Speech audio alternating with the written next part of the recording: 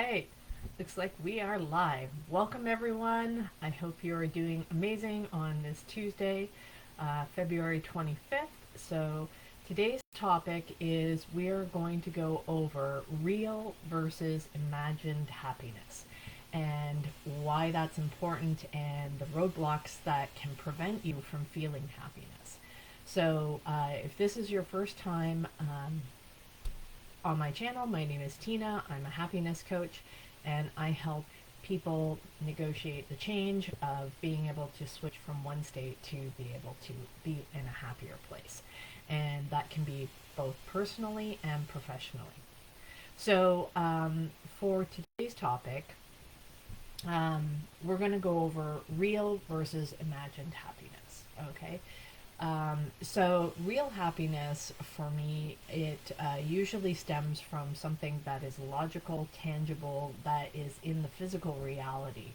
And you want to be able to say that, okay, these are the things, I was going after this goal and I achieved this goal and therefore I'm happy. Or I'm doing this thing that I want to do and therefore I'm happy. My relationships are good. Um, my work is good. My money's good. My health is good. All of those things. Now, a lot of times what ends up happening is when we look at our current reality, a lot of times it doesn't align up with the things that we think will make us happy. And so we end up having feelings of either anxiety. Is it never going to happen? Maybe we're feeling depressed. I never seem to get what I want. All of those kind of things that can come up for you when you're looking at your current reality. It may not, you'd be like, I've got all these things. I'm so stressed out at work and I am definitely not happy. And if these other people, hey Lucy, good to see you. Um, uh, so if you are in a state where you're thinking, you know what, I'm never going to be able to do the things that I want to do, I'm not feeling good about whatever, fill in the blank, and you're thinking maybe if these other people just did certain things, hey user 560, then I would be able to be happy.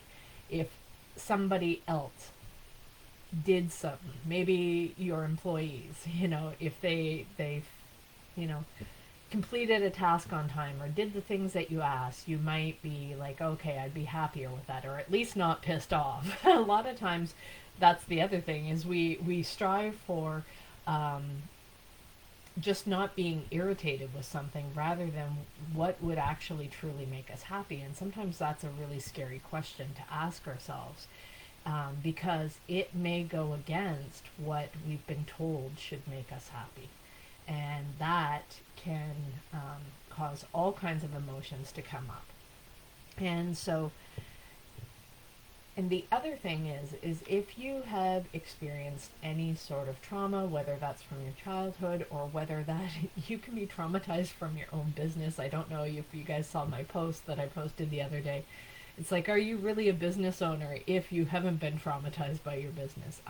Pretty much every successful business owner that I have ever known that have been managed to scale their company, they have gone through some really tough times, and I'm sure when they were going through those times, they were not happy, fun times. And so there's reality, and that is usually based in logic and facts, and it's tangible whether or not you are actually happy.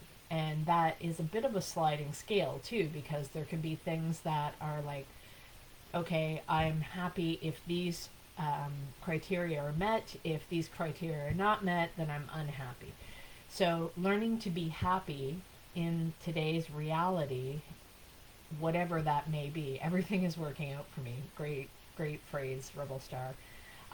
Yeah. So this is where imagination comes in. So we have our facts and our figures and our logic and our reality that is based currently today. And maybe there's some things that are not making you happy in your life today. if you do not have the ability to imagine a different future, a different scenario, something that would make you happy, then you will be stuck in that unhappy place. So now the problem is it's a bit of a catch 22, because if you are going through challenges where everything in your life is telling you right now today, this sucks. And trust me, I've been through some times where it's like, okay, there is nothing about this particular situation that would make me happy whatsoever. Being able to imagine a better future, being able to take some time to create a vision of what it is that you want to see. So often we get stuck in what the actual problems are, and it's just one thing after another, and there is an endless supply of problems. But the thing is every time that you see a problem, you actually know the solution. The thing that actually blocks us from finding those solutions and implementing those solutions is because there is something within us, there is some unaddressed emotion, and we know that if we actually take that step forward and we solve that problem, guess what? There's going to be another problem, but this time it's probably going to be bigger. So a lot of times we will say that we can't do something, we're unable to do something because we're stuck, because we actually know the truth. When we actually get to that place, it's like, say you're somebody that you don't have your own house, and you're like, okay, I can't wait until I buy my own house. I know I went through this phase as well, where it's like, I can't wait to buy my own house. And then once we got that house, then there were all kinds of additional challenges that came up. There was a longer commute because of where we were living compared to work. There was a lot of extra expenses that we hadn't planned on, and there were all kinds of challenges that came up. So we achieved that, but then there were also additional challenges. So that, I think, boils down to sometimes fear of success, because we know that stepping into that new version or that changed portion of us is going to be a challenge. It's going to bring up new issues that we hadn't experienced before. And sometimes that can be scary because, well, I don't know how to solve those problems when I get to that place, but I do know how to solve these problems. So even though life isn't the happiest here, then I can stay with this particular problem because I at least know how to solve it, or I at least know how to manage it or navigate it or mitigate it. And this can happen in business a lot of times. A lot of times we're like, we know that there's problems that need to be addressed. We know that the way things are operating are not the way they should be operating. We know that time and attention should be focused on them. However, we maybe don't have the bandwidth, the time to be able to sit and think creatively about what it is that we need to actually solve the problem. We don't have the resources or the people in place that can actually solve the problem. Thank you, Maya. Thank you. So we don't have those resources to be able to do that. So we end up feeling like, well, you know what, we'll put it off, we'll procrastinate on it. And procrastination has nothing to do with laziness, because if you knew how to solve the problem, you would take the action. I don't believe in laziness whatsoever. Usually I find that people that label somebody as lazy, what is really going on is they are resentful that somebody else is able to have an easier time of things, that they don't have as many struggles, and they are not allowing themselves to have some downtime that they so desperately need. So what ends up happening is we end up criticizing somebody for doing something that we actually truly want but won't allow for ourselves. So we end up creating these resentments, and then we cast judgment. Really, when what it is the truth is, what we really want is to be able to do the thing that the other person, that we see them doing, that we will not allow ourselves to do.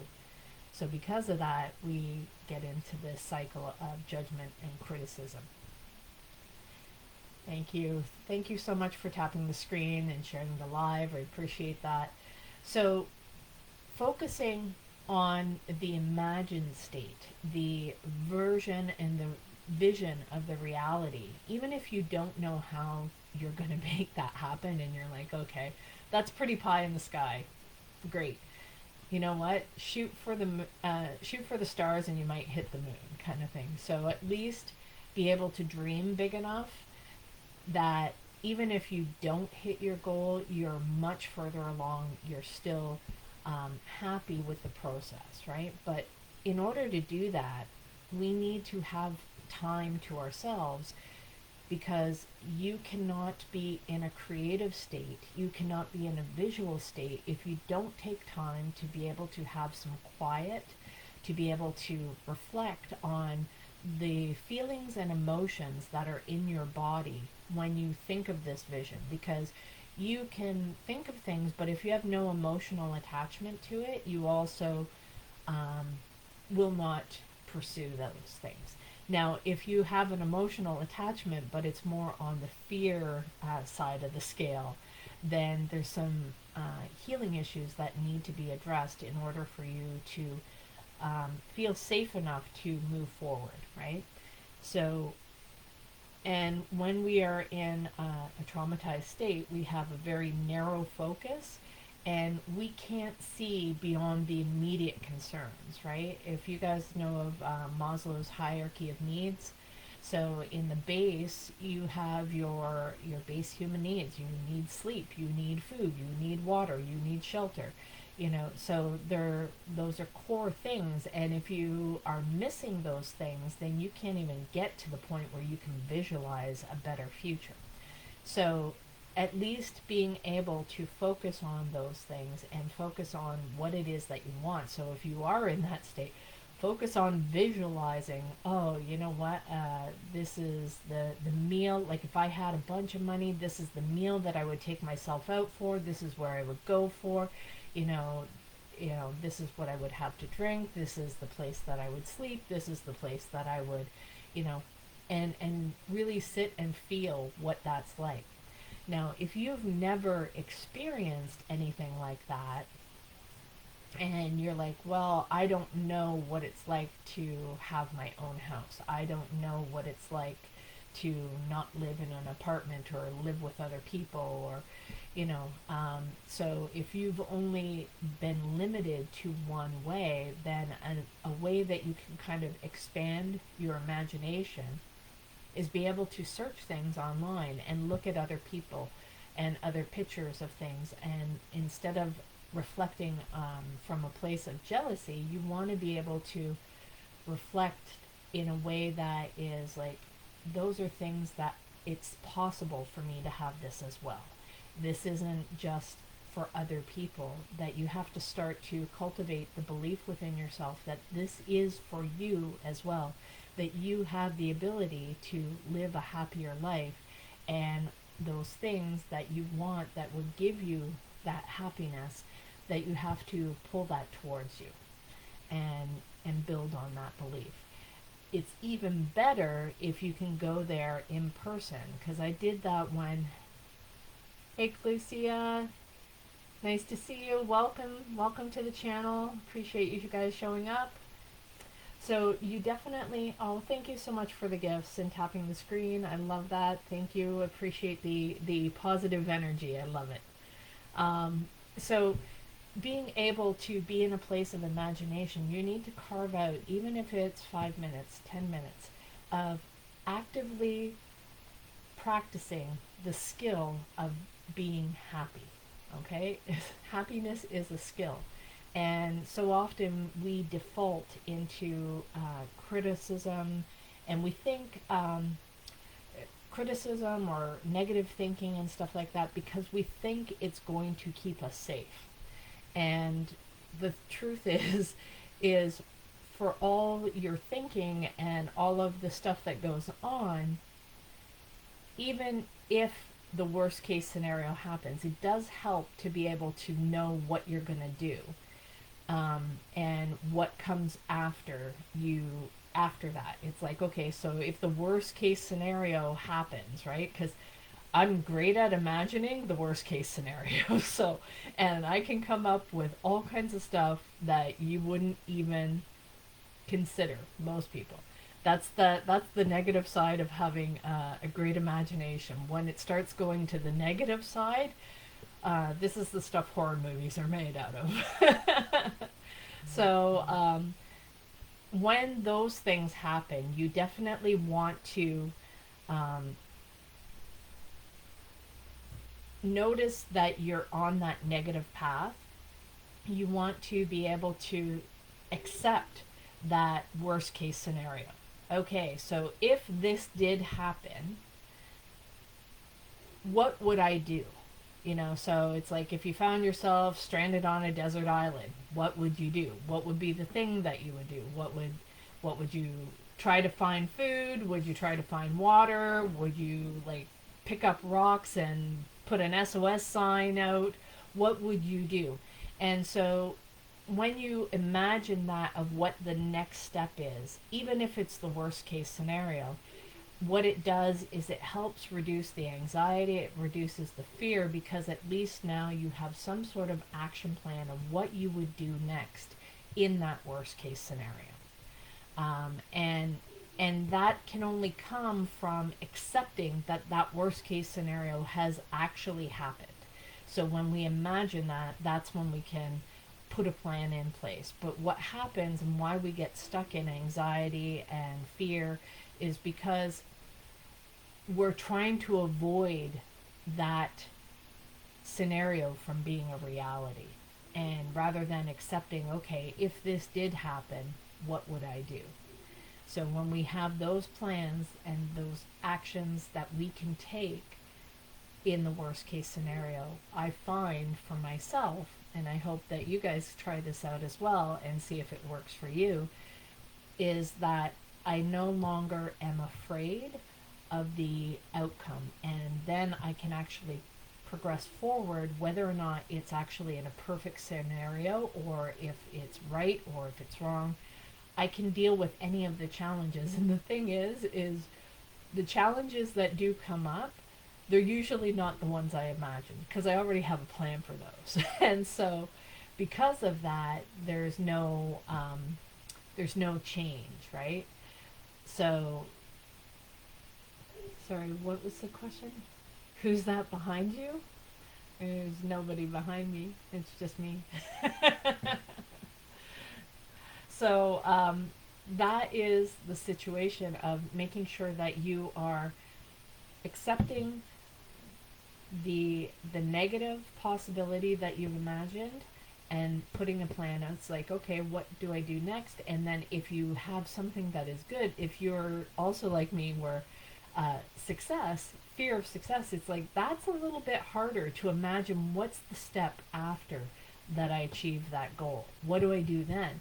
Because that is usually harder because it is unknown territory a lot of times. We don't know what comes after that goal that we've achieved because we've never been in that situation before. So knowing what comes after the goal is also a way to um, help you get to that goal faster because it's now no longer scary and it's now no longer something that is way out far in the distance that either we end up feeling that it's too far away that it'll never happen or it's oh my gosh it's coming close and I don't know what comes after this. And so and I've seen people that have hit major milestones and they achieve that goal and then they end up feeling a sense of depression because for especially if it's a goal that they had been working on for a long time, they end up feeling a sense of depression because they had all of this energy going towards achieving the goal and then they don't have something after it. So what ends up happening is once they achieve it, it's like now they don't have that energy that they had that they were striving to achieve that goal and they feel a little bit of a letdown.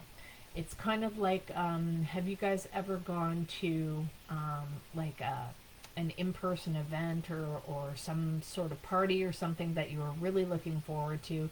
You're excited about it, even a vacation, right? You're excited about it, you're thinking about it, you're spending all this time and energy getting prepared for it. You go on the vacation and then you come back and there's like this letdown because now it's not because you're back to regular life. That's not it. It's because you haven't set a new goal or a new destination or where you're going to next. So knowing what is coming after that will help prevent those letdowns that happen after you actually achieve the goal. So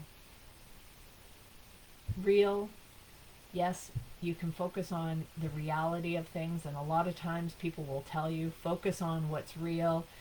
Stop being in your head. You're daydreaming too much. No, in fact, you should daydream even more, right? And if you're in that negative, people accuse you of being an overthinker. It's because you're trying to formulate a worst case scenario, and you haven't, instead of accepting that worst case scenario is a possibility, you end up trying to spend all your time avoiding that worst case scenario from happening. Whereas if you take that time, accept it, and plan, it's like, okay, what would I do next? It removes the fear. It really diffuses that. So that is the topic for today. So real versus imagined. I hope you guys found this helpful, and we'll be coming on again tomorrow night, 9 p.m. Eastern Standard Time. And thank you so much on TikTok for everybody that interacted and all the gifts. I really appreciate you, and I hope you come back tomorrow and bring more friends. All right, have a great day. Bye.